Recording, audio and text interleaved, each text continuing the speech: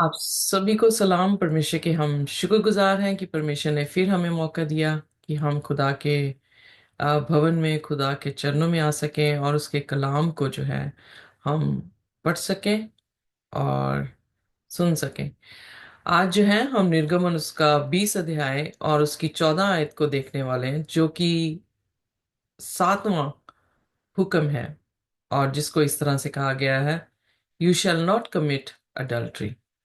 आइए, इससे पहले कि हम इस कलाम की तरफ थोड़ी सी बातचीत करें, अपने सिरों को झुकाएंगे और हम प्रार्थना में जाएंगे। हमारे स्वर्गीय खुदावंद, हम आपके शुक्रगुजार हैं, धन्यवाद करते हैं प्रभु कि आप हमारे परमेश्वर खुदावंद हैं। आपके जैसा कोई नहीं खुदावंद। हमारे सिर आपके सामने झुकते हैं क्योंकि आप ही परमेश्वर हैं। और खुदावंद, हम अपने जीवनों को आपके हाथों में देते हैं, प्रार्थना करते हैं कि हमारे जीवन गंदे मैले हैं, हम में बहुत दुष्टता है, पर आप खुदावन अपने अनुग्रह से हमें तरके ना, बल्कि हमें उठाएं, हमें साफ करें। जहां पर तोड़ना है खुदावन तोड़े, और तोड़कर हमें दोबारा बनाएं, ताकि खुदावन हम आपके उस काम के लिए इस्तेमाल हो सकें जो काम आपने हमारे लिए रखा है। हमें प्लीज ब्लेस कर दें और इस कलाम को समझने की भी ताकत और कुव्वत दें खुदावन। आप हमसे क्या कहना चाहते हैं खुदावन, आप बोलें, हम सुने। आप बढ़े, हम घटें, और कोई भी ऐसा शब्द हमारी जुबान से ना निकले खुदावन कि जो आपको नीचा कर सके, निरादर करे, और खुदावन आपके गॉस्पल को तोड़ सके, बल्कि हर एक शब्द खुदावन आपकी महिमा के लिए हो और आपको ऊंचा उठाने के लिए हो। इस प्रार्थना को यीशु के नाम से मांगते हैं, आमीन। बन। हम यहाँ पर देखते हैं कि हमने 7वें हुक्म में जो है वो आ चुके हैं। 4 हुक्म जो हैं वो परमेश्वर की तरफ इशारा करते हैं, परमेश्वर से प्रेम की तरफ इशारा करते हैं, जो कि हमने देखा कि एक ही खुदा है और उसकी उपासना करनी है। किसी भी चीज की, जमीन आसमान या पानी के नीचे की किसी भी का आकार बनाकर उसकी पूजा नहीं करनी है या उसको दंडवत नहीं करना है। फिर हमने देखा परमेश्वर का नाम व्यर्थ नहीं लेना है, और वो कैसे नहीं लेना, आप हाइयर डेस्टिनी यूट्यूब में जाकर जो है इसके बारे में सुन सकते हैं। सबक को पवित्र जान, माता पिता का आदर कर, हत्या ना कर। और फिर आज जो है हम व्यभिचार के बारे में जो है वो सीखेंगे। जब हम अडल्ट्री के बारे में बात करते हैं, तो कौन सा ऐसा इंस्टीट्यूट है या इंस्टीट्यूशन है जो खुदा ने बनाया है उसको तोड़ा जा रहा है। जब हम उत्पत्ति की पुस्तक को पढ़ते हैं तो 6वें दिन खुदावन ने एक इंस्टीट्यूशन बनाया और उसका नाम मैरिज था, जो कि खुदा के स्वरूप को वहां पर जो है वो दिखाया गया है। जैसे पिता पुत्र पवित्र आत्मा, बेशक 3 जन हैं पर वो तीनों एक हैं। उसी तरह से खुदा ने अपना स्वरूप इंसान को भी दिया, जिसमें आदमी और औरत जो है बेशक दो थे, पर उनको एक कर दिया गया। बाइबल में लिखा, अब ये दो नहीं बल्कि एक तन है। ये खुदा की एक इमेज है जो मैरिज में वो रिफ्लेक्ट कर रहा है। और सबसे बड़ा अटैक जो है वो मैरिज पे किया गया, क्योंकि शैतान हमेशा खुदा के विपरीत काम करता है, और उसने खुदा की इस इंस्टीट्यूशन को जो है वो नीचे गिराने की कोशिश की। आप देखेंगे, जहां पर मैरिज एक आशीष का पात्र होना चाहिए था, या इब्रानियों उसका 13 अध्याय में आप देखते हैं कि मैरिज, वहां पे पौलुस कहता है कि शादी जो है वो सबके बीच में आदर की बात हो। बट वहीं पर हम बहुत सारे मीम्स, बहुत सारे जोक्स जो हैं वो शादी के ऊपर सबसे ज्यादा जो है हमें देखने को मिलते हैं। जहां पर शादी जो है वो 2 जन का मिलन है, वहीं पर आज हम देखते हैं अगर एक शादी है तो एक डिवोर्स जो है वो पाया जा रहा है। पर आज के टाइम पे हालत ये हो गई है कि शादियां कम हैं और डिवोर्स जो है वो ज्यादा हो गए हैं। ये अटैक है, is one of the tool कि जिसमें खुदा की इंस्टीट्यूशन को जो है वो अटैक कर रहे हैं। कैसे कर रहे हैं? अडल्ट्री के साथ। What does adultery mean? व्यभिचार जो है उसका क्या अर्थ है? व्यभिचार का अर्थ है कि आप किसी भी तरीके से शारीरिक ताल्लुकात, मैरिज, अपनी शादी से बाहर किसी इंसान के साथ जो है वो बनाते हैं, और उसको जो है अडल्ट्री कहा जाता है। बहुत सारे लोग जो है कहते हैं कि अडल्ट्री जो है वो शारीरिक भी है, मानसिक भी है, किसी चीज के साथ, जानवर के साथ भी की जा सकती है, और इवन इमोशनल है, as well as, sorry, spiritual भी है। वेल, स्पिरिचुअल डेफिनेटली हम इसके बारे में आज सीखेंगे भी। पर हम ये देखते हैं कि अडल्ट्री जो है वो सचमुच में अगर देखा जाए तो खुदा की रजा को जो है वो खराब कर रही है। खुदा की रजा थी कि इंसान, आदमी और औरत जो है वो परमेश्वर के साथ एक हों और एक दूसरे के साथ एक हों। यानी एक तरह से आदम और हवा का मिलन, और आदम और हवा दोनों का परमेश्वर के साथ मिलन, एक ऐसा ट्रायंगल है। बहुत सारे लोगों ने, प्रचारकों ने जो है इसको एक ट्रायंगल के रूप में जो है वो दिखाया है। और जब ये ट्रायंगल जो है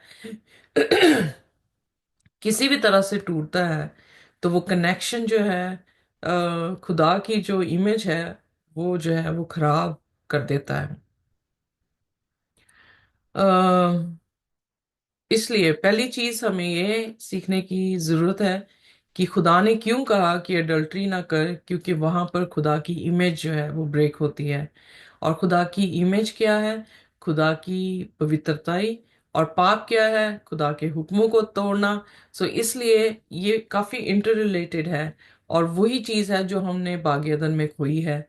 और खुदा अपने हुक्मों के जरिए से उसको जो है हमारे बीच में पूर्ण कर रहा है। प्रश्न अब ये उठता है कि क्या अडल्ट्री करने वाले या व्यभिचार करने वाले स्वर्ग की बादशाहत में होंगे या नहीं होंगे? आइए देखते हैं रोमियो की पुस्तक, उसका 8 अध्याय और उसकी 6 से 8, if I am not mistaken.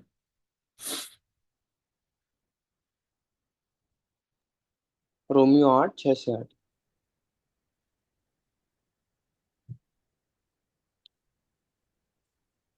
Romans 8। Romans 8, 6 to 8। शरीर पर मन लगाना तो मृत्यु है, परंतु आत्मा पर मन लगाना जीवन और शांति है। क्योंकि शरीर पर मन लगाना तो परमेश्वर से बैर रखना है, क्योंकि ना तो परमेश्वर की व्यवस्था के अधीन है और ना हो सकता है। ओके। और जो sorry sorry sorry, continue continue. और जो शारीरिक दशा में है वे परमेश्वर को प्रसन्न नहीं कर सकते। यहाँ पर जो है अब प्रश्न उठता है, अडल्ट्री जो है वो शारीरिक है कि आत्मिक है?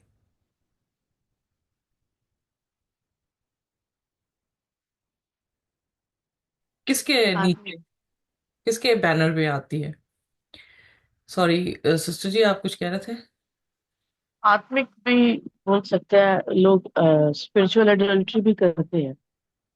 या स्पिरिचुअल अडल्ट्री करते हैं, पर मैं ये कह रही कि अडल्ट्री जो है वो शारीरिक चीज है या आत्मिक चीज है? शारीरिक। एग्जैक्टली exactly, शारीरिक चीज। शारीरिक। इसलिए ये पाप को दिखाती है। यहाँ पे पौलुस जो है वो एक प्रिंसिपल दे रहा है। वो प्रिंसिपल ये दे रहा है कि अगर हम शरीर को प्यार कर रहे हैं तो हम किसके साथ दुश्मनी कर रहे हैं? हम परमेश्वर के साथ दुश्मनी कर रहे हैं। अगर हम शरीर के साथ पैदा हो रहे हैं, जब हम यूहन्ना 3 अध्याय पढ़ते थे, निकोदेमस से यीशु मसीह ने कहा जो शरीर से पैदा हुआ है वो शारीरिक है, जो आत्मा से पैदा हुआ है वो आत्मिक है। इसलिए जिंदगी उनके पास है जो आत्मा से पैदा हुए हैं। दूसरा कुरिन्थियन उसकी 5:17 में भी हम देखते हैं जो मसीह में है वो एक नया, नई सृष्टि है और नया मनुष्य है। वहां पर भी हमें देखने को ये मिलता है कि जब हम शारीरिक चीजों को महत्व ज्यादा देते हैं तो हम क्या हो रहे हैं? पापी बन रहे हैं, और पाप के कारण क्या हो रहा है? हम मौत की तरफ जाते हैं। पर जब हम आत्मिक चीजों पर, जो कि खुदा के हुक्म है, खुदा के हुक्म, जब हम रोमियो, आई थिंक रोमियो उसका 7, I am sorry, I forgotten that verse. जब हम रोमियो पढ़ रहे थे तो वहां पर लिखा है कि खुदा का हुक्म, खुदा के हुक्म जो है वो पवित्र हैं। खुदा के हुक्म पवित्र हैं, और खुदा के हुक्म से बाहर हम क्या है? अपवित्र हैं। आइए देखते हैं रोमियो उसका 1 अध्याय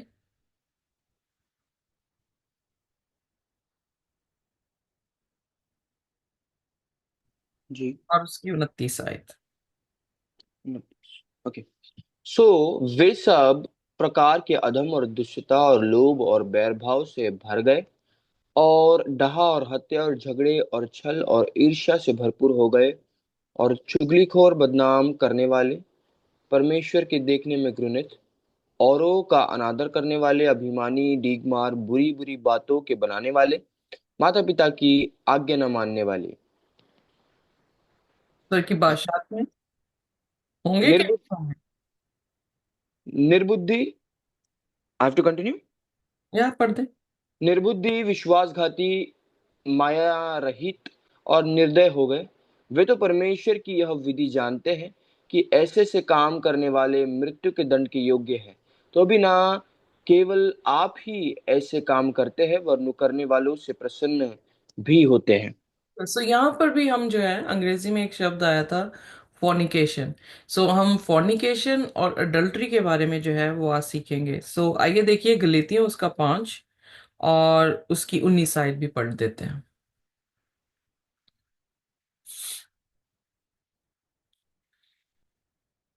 जी। और यदि तुम आत्मा के चलाए चलते हो तो व्यवस्था के अधीन ना रहो। 19 आयत, ओके। गलीतियों 5। शरीर के काम तो प्रकट है, अर्थात व्यभिचार, गंदे काम, लुचपन। ओके। सो यहाँ पर फॉर्निकेशन अंग्रेजी में है, बट हिंदी में मुझे लगता है शायद उसे गंदे काम कहा गया। बट फॉर्निकेशन और अडल्ट्री में डिफरेंस ये है कि अडल्ट्री जो है वो मैरिज के बाद जब हम ताल्लुकात, शारीरिक ताल्लुकात करते हैं किसी भी इंसान के साथ, तो उसे अडल्ट्री कहते हैं। फॉर्निकेशन ये है कि जब हम शादीशुदा नहीं हैं पर फिर भी हम क्या कर रहे हैं, किसी भी व्यक्ति के साथ जो है वो अपनी शारीरिक ताल्लुकात करते हैं, तो उसे जो है वो फॉर्निकेशन कहा गया है। सो चाहे हम ये सोचें कि नहीं, अडल्ट्री जो है वो हुक्म उन लोगों के लिए है जिनकी शादी हो चुकी है, पर हम देखते हैं कि ये हुक्म जो है उन लोगों के लिए भी है जो शादीशुदा नहीं है, जो यूथ है। अब जैसे फॉर एग्जाम्पल यूथ जो है वो किसी के साथ भी अगर सोता है तो वो ये सोचता है कि मेरी शादी नहीं हुई है और मैं किसी कमिटमेंट के साथ नहीं हूँ, तो इसलिए मैं जो हूँ किसी के साथ सो सकता हूँ, एक या दो या तीन या चार। सो इस कदर जो है वो गिनती अपनी जो है वो बढ़ाते रहते हैं। एंड दे गॉट, वो इस पैशन में जो है वो काफी बुरी तरह से फंस जाते हैं, ये सोचते हुए कि we are not under this law. But Bible जो है वो बहुत क्लियर है। आइए देखते हैं निर्गमन उसका 22 उसकी 16 आयत में। निर्गमन उसका 22 और उसकी 16 आयत।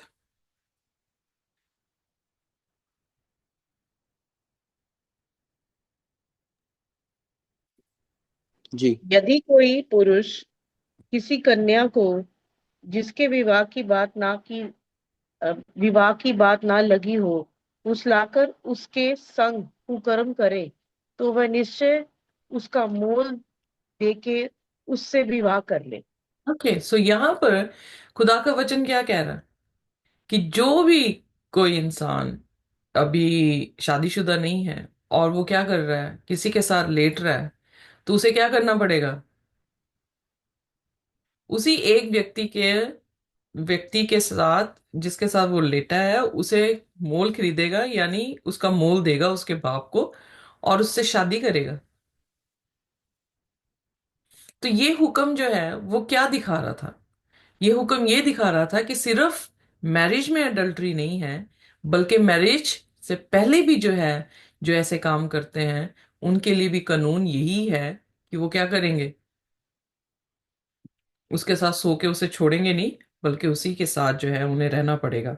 फिर 17वीं आयत भी पढ़ दें सिस्टर जी। जी। परंतु यदि उसका पिता उसे देने से बिल्कुल इनकार करे, तो कुकर्म करने वाला कन्याओं के मोल की रीति के अनुसार रुपया तोल दे। सो यहाँ पर परमेश्वर ने क्या हुक्म दिया? परमेश्वर ने हुक्म ये दिया कि अगर उसका पिता रिफ्यूज कर रहा है शादी के लिए, तो उस आदमी को क्या करना पड़ेगा? उस कन्या को उसका मोल जो है वो देना पड़ेगा। इमेजिन करें कि बिफोर मैरिज अगर आप 7 लड़कियों के साथ सोए हैं, कितना पैसा आपको देना पड़ेगा? तो ये हुक्म क्यों खुदा ने दिया था? ताकि रुक जाएं, सोचें कि उन्हें पैसा देना पड़ेगा ताकि वो ये पाप ना करें। जी।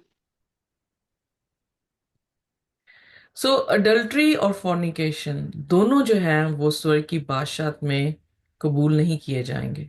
जो लोग भी व्यभिचार शादी में करते हैं या शादी से पहले कर रहे हैं, उनको कबूल नहीं किया जाएगा। पर खुदा का शुक्र है कि हमारे पास माफी है, कि अगर हमने ये पाप कर भी दिया है और हम खुदा से माफी मांगते हैं और फिर दोबारा से नहीं करते हैं, तो खुदा हमें क्या करता है? क्षमा करता है। जब हम क्रिश्चियन वर्ल्ड में देखते हैं तो बहुत सारे क्रिश्चियंस जो हैं वो ये सोचा करते थे जब हम छोटे थे कि लव जो है, खुदा ने कहा प्यार करो, तो वो इस खुदा के प्यार को उन्होंने जिस्म के प्यार के साथ जो है वो तुलना की। बट क्योंकि कैसे मैं इसको एक्सप्रेस करूं, कि दे स्टार्टेड लविंग पीपल ये सोचकर कि खुदा ने कहा सबसे प्यार करो।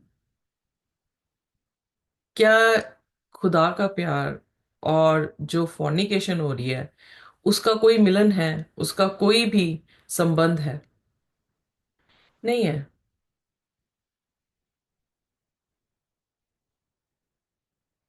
या। Getting me? सो हम किस तरह से खुदा के गॉस्पल को ट्विस्ट कर देते हैं अपने हिसाब से, ताकि हम जो है अपने आप को क्या कर लें? सेटिस्फाई कर लें। जब कई बार ऐसा होता है कि कोई गुनाह हो और वो गुनाह जो है आप जानकर भी, खुदा के कलाम को जानकर भी जो है वो कर रहे हैं, तो आप क्या करते हैं? कई बार खुदा के दूसरे कलाम की बातों को लेके तोड़ मरोड़ के अपने आप को सेटिस्फाई करने की कोशिश करते हैं कि I am fine if I am breaking this law. होता है कि नहीं होता?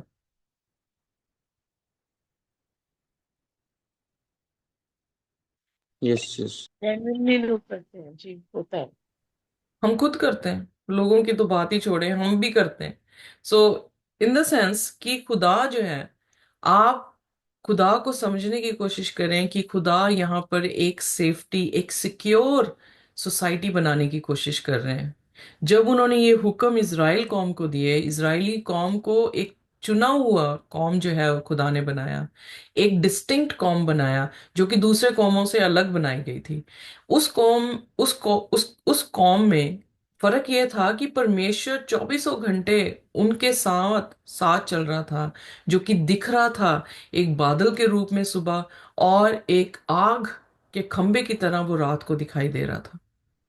सो प्रेजेंस थी खुदा की। खुदा मौजा कर रहा था उनकी जिंदगियों में। खुदा हर एक चीज उन्हें प्रोवाइड कर रहा था, और उनके जिंदगियों में एक सेफ सोसाइटी बनाने के लिए खुदा ने हुक्म दिए, अपना स्वरूप वहां पर जाहिर किया कि खुदा व्यभिचार नहीं करता है। क्या बाइबल में कहीं देखा कि खुदा ने अपने लोगों के विरोध में व्यभिचार किया हो, या अपने लोगों को छोड़कर वो किसी और के पास चला गया हो? नहीं। शुरुआत से ही हम देख रहे हैं खुदा की कौम जो है उसे नकारती चली जा रही है, पर खुदा अपनी कौम के साथ स्टिक है। होशे की पुस्तक में भी क्या है? होशे से यही कहा गया कि जा जाकर क्या कर, व्यभिचारिणी से शादी कर ले, जो कि ये सिंबलाइज कर रहा था कि परमेश्वर की कौम ने व्यभिचार किया है, दूसरे देवी देवताओं के सामने जो है वो चले गए हैं, सूरज के सामने जो है वो माथा टेक रहे हैं। But I will still accept my people. प्रकाशित वाक्य उसके सातों चर्चेस में प्रभु यीशु मसीह ने उन्हें जो है वो वार्निंग दी है, और साथ ही साथ में जो कोई भी जय पा रहा है, जो कोई भी रिपेंट कर रहा है, जो कोई भी वापस यीशु के पास आ रहा है, उन्हें वो ऑनर दे रहा है। Are you getting me? So ji. Jesus का नेचर नहीं है कि वो व्यभिचार करे। सो इसलिए जो उसकी कौम होगी, जो उसकी ब्राइड होगी, जो उसका चर्च होगा, उसके पास भी ये नेचर नहीं होनी चाहिए कि वो व्यभिचार करता हो। और यहीं से हम जो है तमाम दुनिया से अलग हो जाते हैं। अब ये तो बात हुई शारीरिक की। यीशु मसीह ने आकर जो है इस चीज को और डीपली जो है वो बताया। मती की अंजील उसके 5 अध्याय और उसकी 22वीं आई थिंक आयत में अगर हम देखें, तो वहां पर यीशु मसीह ने कहा कि तुम सोचते हो कि अडल्टरी जो है वो शरीर से होती है, मैं तुमसे कहता हूं कि आंखों से भी होती है। आइए पढ़ दे मेरे साथ। 27, मैथ्यू चैप्टर 5 वर्स 27 एंड 28। तुम सुन चुके हो कि कहा गया था कि व्यभिचार ना करना, परंतु मैं तुमसे यह कहता हूँ कि जो कोई किसी स्त्री पर दृष्टि डाले वह अपने मन में उससे व्यभिचार कर चुका। तो यहां पर अंग्रेजी में शब्द आया, the one who looked on a woman to lust after, you know. So जिसने अपनी लस्ट को क्या कहते हैं, कैसी दृष्टि होती है लस्टी, लालच वाली, है ना। सो लालची आंखों से जो है किसी औरत को देख भी लिया, तो उसने क्या किया, उसने अडल्ट्री कर दी। और कितने कितने ऐसे आदमी हैं, well, let me just talk about the men, क्योंकि most of the men are get attracted. जो नेचर है मेन की, वो ऐसी है कि वो किसी भी सुंदर औरत को देख के अट्रैक्ट हो जाते हैं। तो कितनी बार जो है हम अडल्ट्री कर रहे हैं। कुछ औरतें भी ऐसी हैं कि दे गेट फैसिनेटेड, वो जो है अट्रैक्ट हो जाती हैं। इनफैक्ट आज के टाइम में क्या हो रहा है, लड़की लड़की के साथ अट्रैक्ट हो रही, लस्टफुल आइज के साथ उन्हें देखा जा रहा, आदमी आदमी को देख रहा है। So look at the you know कि हम कितने गिर चुके हैं, डिग्रेड हो चुके हैं, कि हमारी सोच खुदा के साथ नहीं मिल रही है। हमारी सोच खुदा के विपरीत जा रही है, और वो सोच जो विपरीत जा रही है वो पाप को उत्पन्न कर रही है। पर जो सोच खुदा के साथ चल रही है वो धार्मिकता को उत्पन्न कर रही है, क्योंकि रोमियो 6 उसकी 16 में लिखा है कि जिसे तुम सुनते हो उसके तुम क्या हो, गुलाम हो। अब ये सिर्फ शारीरिक अडल्टरी नहीं रह गई, पर हम देख रहे हैं कि ये हमारे माइंड में भी अडल्टरी चल रही है। सो कहाँ से उसने आंखें देखी और किसने प्रोसेस किया लस्ट को, क्योंकि आंखों ने सिर्फ वॉच किया है, पर माइंड ने प्रोसेस किया, और माइंड ने लस्ट क्रिएट किया। और फिर क्या हुआ, प्रभु यीशु मसीह। लस्ट को अश्लील कह सकते हैं, अश्लील। Okay, lovely, thank you very much. So काफी वल्गर सा show. But what I want to say is कि हम जो है इसी तरह से अडल्ट्री में गिर जाते हैं, किसी की खूबसूरती को देख के, किसी की आवाज को सुन के, किसी के पैसे को देख के। सो एक लालच आता है, और हम जो है उस पाप में जो है आराम से गिर जाते हैं। सो सिर्फ शारीरिक नहीं है, ये कहाँ से शुरू हो रही है, आंखों से शुरू हो रही है। इनफैक्ट क्यों यीशु मसीह ने कहा कि जब तुम देखते हो, इमेजिन करें कि जब हम उत्पत्ति उसका 3रा अध्याय पढ़ रहे थे, तो हवा ने क्या किया था उस फल को खाने से पहले, हवा ने उस फल को देखा था, और उसने क्या देखा कि ये अच्छा है। Are you getting me. So पाप हमारी आंखों से हमारे दिमाग में मैसेज दे रहा है, और मैसेज दिमाग प्रोसेस करके रिफ्लेक्ट कर रहा है हमारे एक्शंस में। सो इसलिए परमेश्वर ने कहा, ना ना ना ना ना ना, डोंट थिंक कि अगर तुम लेटोगे। कई ऐसे लोग हैं, वो ये कहते हैं कि पोर्नोग्राफी जो है वो बहुत अच्छी है, क्योंकि हम किसी के साथ लेट ही नहीं रहे, we are doing by our self, किसी के साथ लेट नहीं रहे, तो खुदा इस बात में हमें जो है वो न्याय के बीच में जो है वो नहीं लेकर आएगा। वेट अ मिनट, बाइबल में क्या लिखा है, बाइबल में लिखा है, जब तुम देखते हो, अडल्ट्री कर दी, बिस्तर तक पहुंचना तो दूर की बात है, अगर बीच में भी आप उस विंडो को, उस स्लॉट को सोच रहे हो कि हमने वो पूरा प्रोसेस नहीं किया है, and we have done, imagine करें, let me just take that, कि ऐसा क्यों खुदा ने कहा कि देखा तो तुमने पाप कर दिया। अगर जो इंसान नंगी तस्वीरें देख रहा है कंप्यूटर में, क्या वो खुदा के चरित्र को दिखा रहा है, कि शैतान के चरित्र को? सेटन। कितने एग्जैक्ट। देते थे? सो इसका मतलब ये हुआ कि उसके देखने से क्या कर रहा है, वो अपने आप को पापी ठहरा रहा, क्योंकि वो स्पेसिफिकली उस वेबसाइट में गया जहां पे उसे अश्लील तस्वीरें जो है वो देखने को मिले। Are you getting me? जी। तो अगर जी। खुदावन यीशु मसीह ये बात ना कहते तो हम आराम से कहते हम बिस्तर हुए ही नहीं, तो हमने पाप नहीं किया। पर यीशु मसीह ने जो है आने वाले समय को, हमारी गंदी सोच को पहले से जानते हुए, खुदा ने पहले ही बयान कर दिया कि जो आंखों से भी किया गया वो भी क्या है, अडल्ट्री है। सो हम कितनी बार अडल्ट्री करते हैं दिन में? सो कैसे हम बच सकते हैं? क्या करें कि हम इस पाप से जो है वो बच सकें? Well, let me just see, भजन संहिता 119 में ही है ये आयत, उसकी 106 और 9।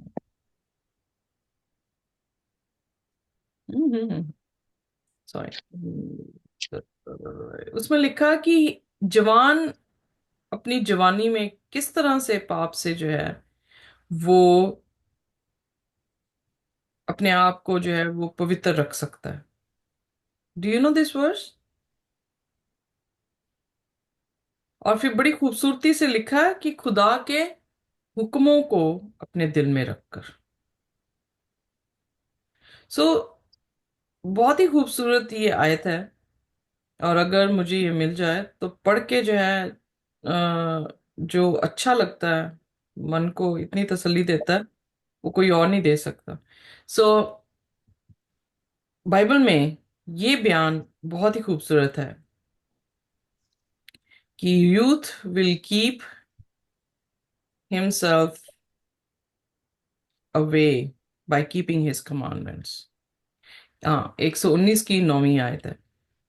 आइए पढ़ते हैं मेरे साथ भजन संहिता 119 और उसकी 9वीं आयत। जवान अपनी चाल को किसी उपाय से शुद्ध रखे, तेरे वचन के अनुसार सावधान रहने से। मैन, सो जवान कैसे अपनी जवानी में अपने अपने चाल चलन को जो है वो शुद्ध रख सकता है? बाइबल में लिखा, तेरे कलाम के जरिए से। क्योंकि कलाम एक ऐसा मार्गदर्शन है जो हमें क्या कर रहा है, सतर्क कर रहा है। जैसे हम शीशे में जाकर देखते हैं और वो हमें क्या करता है, वो हमें हमारी तस्वीर दिखाता है।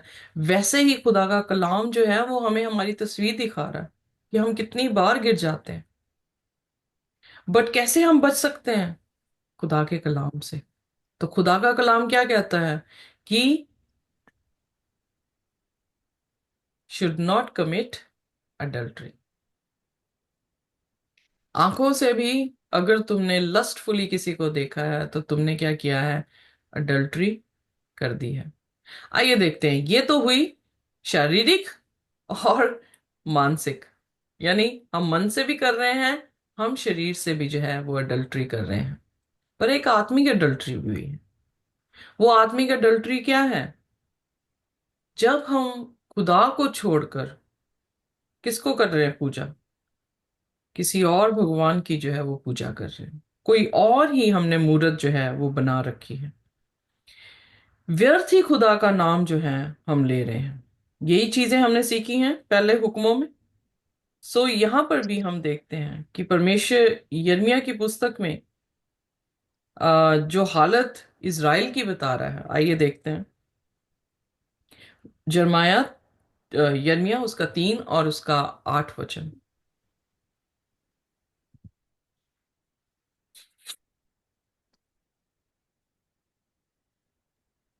फिर मैंने देखा, जब मैंने भटकने वाले इज़राइल को उसके व्यभिचार करने के कारण त्याग कर उसे त्याग पत्र दे दिया, तो भी उसकी विश्वासघाती बहन यहूदा ना डरी, वरन जाकर वह भी व्यभिचारिणी बन गई। सो यहाँ पर हम देखते हैं प्रभु यीशु मसीह इज़राइल और यहूदा। इज़राइल हम जानते हैं कि नॉर्दर्न किंगडम है जिसमें 10 ट्राइब्स आती हैं। जो यहूदा है वो सदर्न किंगडम थी इज़राइल की, जिसमें दो जो है वो 3 इनफैक्ट जो है वो ट्राइब्स आती हैं। तो जब हम देखते हैं कि जब इज़राइल की बात कर रहा है तो उसको भी व्यभिचारिणी कह रहा है, और जब उसने यहूदा की बात की तो उनको भी व्यभिचार करने को, व्यभिचारिणी या व्यभिचारिणी की तरह जो दिखा रहा। तो व्यभिचारिणी क्या किया था उन्होंने? हम देखते हैं कि उन्होंने अपने भगवान बना लिए थे जिनकी वो पूजा कर रहे थे। इजिकल उसके 8 अध्याय में भी हम पाते हैं कि वो सूरज के सामने जो है वो माथा टेक रहे थे। वो जो हिदन के भगवान थे उनके सामने छातियां पीट रहे थे। सो इससे क्या पता लगता है कि जब हम खुदा से हटकर किसी और चीज को अपना भगवान मान लेते हैं, चाहे वो पैसा हो, चाहे हमारी खूबसूरती हो, चाहे कोई रैंक हो, चाहे कोई भी ऐसी चीज है, जब भी हम परमेश्वर से बढ़कर उसे महानता देते हैं या इम्पोर्टेंस देते हैं, हमने क्या किया? हमने परमेश्वर को छोड़ के किसी और को अपना परमेश्वर बना लिया। Let me put in this way, हमने परमेश्वर को अपना पति छोड़कर किसी और चीज को अपना पति बना लिया। तो वो क्या हो गया? वो स्पिरिचुअल अडल्ट्री हो गई।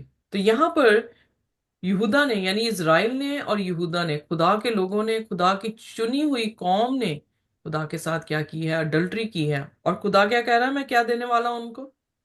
The bill of divorce. तो खुदा क्या कह रहा है? मैं उन्हें डिवोर्स कर दूंगा। अगर आपको याद हो तो लुदिकिया की कलीसिया को प्रभु यीशु मसीह ने क्या कहा? ना तुम ठंडे हो, ना तुम गुनगुने हो, तुम क्या हो? सॉरी, गड़बड़। सॉरी, सॉरी, ना तुम ठंडे हो ना तुम गर्म हो, पर तुम गुनगुने हो, और मैं तुम्हें क्या करने पर हूं? उगलने पर। मुंह से उगलने पर हूं। सो यानी मैं डिवोर्स देने पर हूं तुम्हें। क्यों डिवोर्स दे रहा? यीशु मसीह ने इसीलिए कहा सिर्फ एक ही कारण है जिससे तुम क्या कर सको? डिवोर्स दे दो। और वो कारण क्या है? जब तुम या तुम्हारे में से दोनों में से कोई जन जो है वो व्यभिचार करे, यानी वो कवनेंट अपनी तोड़ दे। तो इसीलिए जो कवनेंट है, वाचा प्रभु यीशु मसीह के साथ हमारी है, उसका, उसके बीच में अगर हम किसी भी तरह से अडल्ट्री कर रहे हैं, जो काम हमें कहा गया है करने को अगर हम वो नहीं करते हुए हम किसी और के साथ वफादारी दिखाते हैं, तो हमने खुदा के साथ उस कवनेंट को तोड़ दिया। और फिर खुदा क्या करेगा? खुदा हमें डिवोर्स कर देगा। हमारे ही शब्दों में हमें समझाने की कोशिश कर रहे हैं कि वो हमें छोड़ देंगे। I hope you are getting the point. So इसलिए प्रकाशित वाक्य में जब आप देखते हैं तो प्रकाशित वाक्य में परमेश्वर का कलाम जो है एक ऐसी स्त्री के बारे में बयान कर रहा है जो कि व्यभिचारिणी है। अब उसका अर्थ क्या हुआ? जब हम ये देखते हैं कि प्रकाशित वाक्य 17 अध्याय आई एम टॉकिंग अबाउट, सो वहां पर जो है एक ऐसी स्त्री जो बैंगनी रंग के कपड़े पहने हुई है, वो उस पशु के ऊपर बैठी हुई है जो पानी में से निकला है। तो हम वहां पर देखते हैं कि उसे व्यभिचारिणी कहा गया। पढ़ दे मेरे साथ प्रकाशित वाक्य उसका 17, उसका पहला। और जिन 7 स्वर्गदूतों के पास वह 7 कटोरे थे, उनमें से एक ने आकर मुझसे कहा कि इधर आ, मैं तुझे उस बड़ी वेश्या का दंड दिखाऊं, जो बहुत से पतियों पानियों पर बैठी है, जिसके साथ पृथ्वी के राजाओं ने व्यभिचार किया, और पृथ्वी के रहने वाले उसके व्यभिचार की मदिरा से मतवाले हो गए थे। तब वह मुझे आत्मा में जंगल को ले गया, और मैंने कृमची रंग के पशु पर, जो निंदा के नामों से छिपा हुआ था और जिसके 7 सिर और 10 सिंग थे, एक स्त्री को बैठे हुए देखा। तो यह स्त्री बैंजनी और क्रिमजी कपड़े पहने थी, और सोने और बहुमूल्य मणियों और मोतियों से सजी हुई थी, और उसके हाथ में एक सोने का कटोरा था, जो घृणित वस्तुओं से और उसके व्यभिचार की अशुद्ध वस्तुओं से भरा हुआ था। हम्म।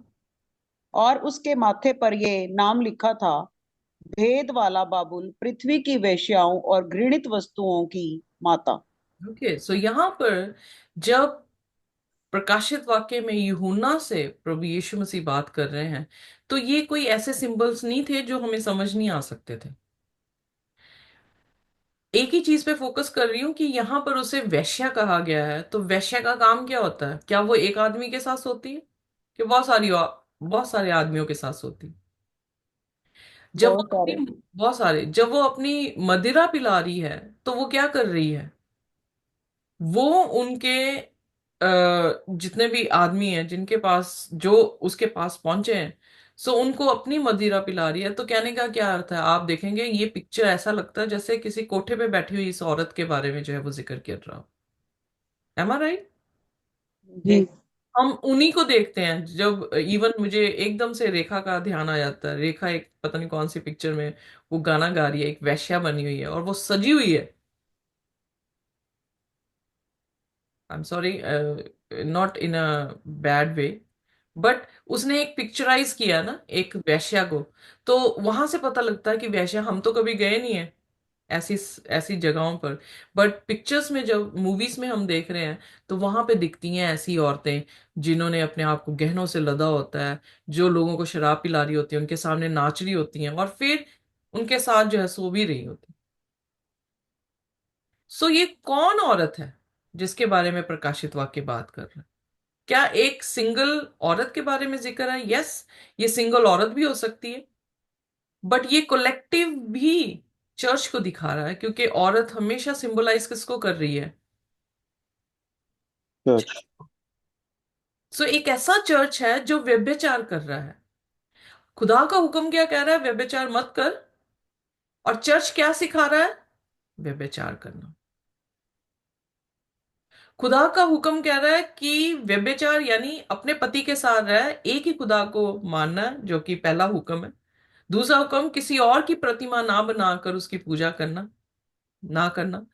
तीसरा हुक्म, कि जिस पति के साथ है उसका उसका व्यर्थ नाम ना लेना। तो वो सात औरतें, ये शायद कि चार चौथे अध्याय की सात औरतें आदमी से क्या कहने लगी? कि सिर्फ तेरा नाम ही चाहिए हमें, क्योंकि यीशु मसीह ने कहा ये लबों से मेरी उपासना करते हैं, पर इनका दिल मुझसे क्या है? दूर है। सो व्यर्थ ही मेरी उपासना करते हैं। तो नाम खुदा का क्या ले रहे हैं?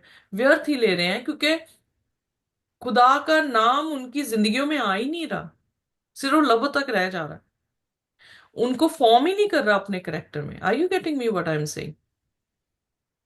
सो फॉर्म या। नहीं कर रहा उनका करेक्टर।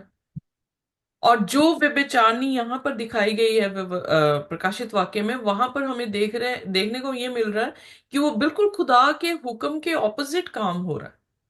सो जहां पर भी जो इंसान भी खुदा के हुक्म के ऑपोजिट काम कर रहा है, वो यकीनन क्या है? वैश्या है। वो कलीसिया क्या है? वैश्या है। पर जो खुदा के हुक्मों के अनुसार अपने काम को कर रही है और सिखा भी रही है, वो खुदा की क्या है? स्त्री है। वो खुदा की ब्राइड है। सो दो तरह के चर्चेस हम देख रहे हैं प्रकाशित वाक्य में। एक ऐसा चर्च है जो पवित्र है, जो खुदा के हुक्म रख रहा है और विश्वास खुदा की टेस्टमनी पर रख रहा है। Are you getting me? और दूसरा चर्च यहाँ पे ये दिखाया गया 17 अध्याय में, जो क्या कर रहा है? व्यभिचार कर रहा है। सो अब प्रश्न ये उठता है कि हम किस कलीसिया के सदस्य हैं? हम कौन सी कलीसिया हैं?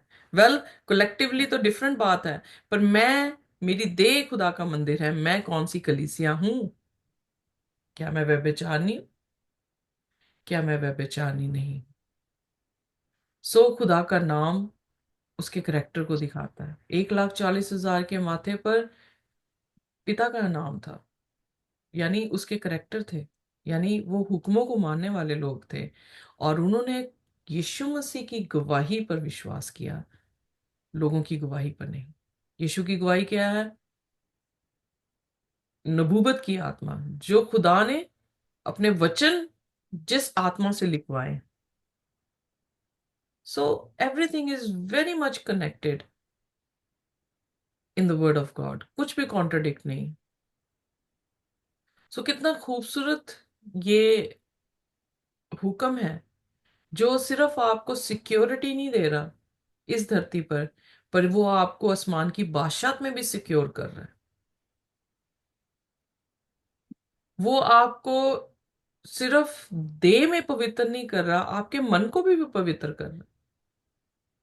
आपकी आत्मा को भी पवित्र कर रहा है। सो जल और आत्मा से जो बपतिस्मा ले रहा है वो स्वर्ग की बादशाहत में जाएगा। सो ये वो आमेन। नया मनुष्य है जो खुदा के हुक्मों के अधीन है और पाप से इनकार कर रहा है, जो व्यभिचार नहीं कर रहा, ना शारीरिक ना मानसिक और ना ही आत्मिक।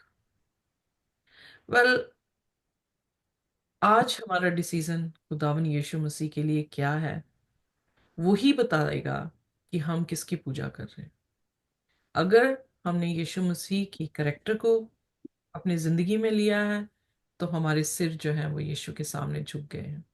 डोंट थिंक कोई चिप आने वाली, डोंट थिंक कि खुदा इस तरह से हमें बताने की कोशिश कर रहा है। ये 666 आंकड़ा सिर्फ ह्यूमनली वीकनेस को दिखा रहा है। कोई चिप चुप नहीं आने वाली, करेक्टर ही है जो हमारे में डलने वाले हैं। और अगर हम खुदा के करेक्टर नहीं रखते हैं तो अफसोस की बात होगी कि हम स्वर्ग की बादशाहत में भी जा नहीं सकेंगे, क्योंकि फॉर्निकेटर्स और अडल्टरस स्वर्ग की बादशाहत में नहीं जाएंगे। आमीन। सो आइए हम अपने आप को पवित्र रखें, क्योंकि ये देह शारीरिक तौर से, मानसिक तौर से, आत्मिक तौर से, तीनों एस्पेक्ट जो होलिस्टिक ह्यूमन बीइंग के हैं वो पवित्र तभी हो सकते हैं जब हम खुदा के हुक्म को रखते हैं। आइए अपने सिरों को झुकाएंगे और हम प्रार्थना में जाएंगे। कोई भी जन हमारे लिए जो है वो प्रार्थना कर सकता है। आइए हम प्रार्थना करें। हम के खुदाबंद, आपका धन्यवाद हो, आपकी महिमा हो। आप ही आदर के योग्य है, आप ही जलाल के योग्य है। आप ही की स्तुति, प्रशंसा और इबादत सदा और सर्वदा हमारे जीवन से होती रहे। आप ही खुदाबंद सब नामों में श्रेष्ठ है, और आप ही है जो हमारे बनाने वाले, और सब बातों में हमारे जीवन से हम आप ही को धन्यवाद देते हैं। धन्यवाद इस एक और एक अवसर के लिए कि आपने हमें यहाँ पे एकत्रित किया और हम फिर दोबारा एकजुट होकर आपके कलाम में मनन कर पाए। खुदाबंद, ये आपका अनुग्रह है कि आपने परमेश्वर आपके समीप खुदाबंद आपके वचन के द्वारा यीशु मसीह के नाम से हमें आने दिया। और जो जो बातें आज हमने आपके वचन के द्वारा सीखी, हम सिर्फ इसे सुनकर जाने वाले ना, परंतु इसके अनुसार चलने वाले भी बने। और खुदाबंद, आज हम आपसे खास करके मांगते और चाहते हैं कि हमारी दृष्टि अगर आपसे हटकर किसी भी और लगी है, हम जानते हैं परमेश्वर हमने आपके वचन के विरुद्ध में पाप को किया है, परंतु हम अपने आप को आपके समीप लाकर खोल देते हैं, रख देते हैं। हमें क्षमा करें और हमारे गलती गुनाहों को माफ करें यीशु के नाम में। और परमेश्वर, आप से यही हम चाहते हैं कि हम आपके और वचन के अधीन होकर आपकी और अपनी दृष्टि को लगाए रखें, और हमारे अंदर सिर्फ और सिर्फ आप ही का कैरेक्टर, आप ही का स्वभाव डेवलप हो। परमेश्वर, आप में ही हम बढ़ते जाए और आप में ही हम जिंदगी अपनी बिताए। खुदावन, जो आप में बना है वो उस अनंत जीवन को पाता है। खुदावन, हम किसी भी तरीके से उस अनंत जीवन के मुकुट को, ताज को जो आपके अनुग्रह से हम पाते हैं, खुदावन, हम खोए ना, परंतु हम सिर्फ और सिर्फ आप में बने रहें और आप ही के राह में हम चलते रहें। खुदावंद, आपका धन्यवाद हो इस वचन के द्वारा हमें सिखाने के लिए कई बातों को। और जरूर हम दिन ब दिन इस काम को करते हैं, परंतु परमेश्वर, आज this is the time to take a wise step. खुदावंद, हम आपके वचन के अधीन होकर जिस तरह आपका वचन कहता है जो हाँ है उसी के अनुसार खुदावंद हम चलते रहे, और सब बातें मिलकर आप ही को महिमा दे, और हमारा जीना मसीह और मर जाना लाभ और नफा हो। खुदावंद परमेश्वर, आपके हाथों में हर एक जन को सौंपते हैं, जो यूट्यूब से भी देखते हैं उन्हें भी आप आशीष करें, और जो नहीं आ पाए उन्हें भी आप आने का मन दे, और सब हम मिलकर आपकी इबादत करते रहने पाए। ऋतु हैडस्नी ग्रुप को और जो आने वाले प्रोजेक्ट्स है, सब में परमेश्वर आपकी इच्छा पूरी हो, और आवश्यक आप बढ़े और हम घटे, आप मार्ग पाए। इस दो को सारा जलाल आपको देते हुए इस दो को यीशु मसीह के नाम में मांगता हूँ, सुन ऐसा ग्रहण कीजिए। आमीन। आमीन। आमीन। आमेन। खुदा की आमीन। और उसका अनुग्रह हमारे साथ जब तक कि हम उसे रूबरू ना देखें इसी तरह से बना रहे। आमीन। आमेन। आमेन।